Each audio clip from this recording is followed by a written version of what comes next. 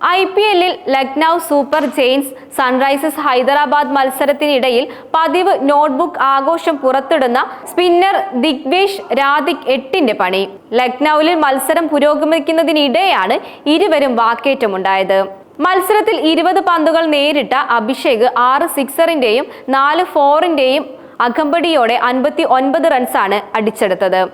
ദിഗ്വേഷിന്റെ പന്തിൽ ഷാർദുൽ താക്കൂറിന് ക്യാച്ച് നൽകിയാണ് അഭിഷേക് മടങ്ങിയത്. ഇതോടെ താരം അഭിഷേകിനെ നോക്കി നോട്ട്ബുക്ക് സെലിബ്രേഷൻ നടത്തി. പുറത്തു പോകൂ എന്ന ആംഗ്യം കാണിക്കുകയും ചെയ്തു. പിന്നീട് ഇരുവരും ചൂടേറിയ വാക്കേറ്റങ്ങൾക്ക് ഇടയായി.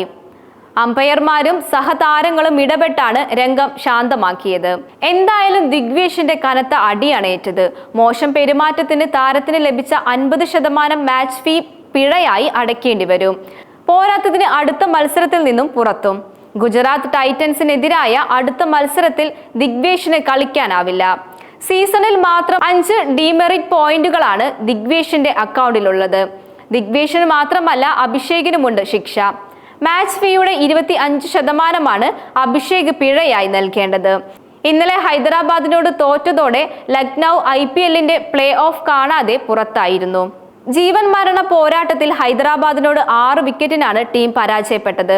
206 റൺസ് വിജയലക്ഷ്യം പിന്തുടർന്ന ഹൈദരാബാദ് 18.2 ഓവറിൽ 4 വിക്കറ്റ് നഷ്ടത്തിൽ ലക്ഷ്യം മറികടന്നു.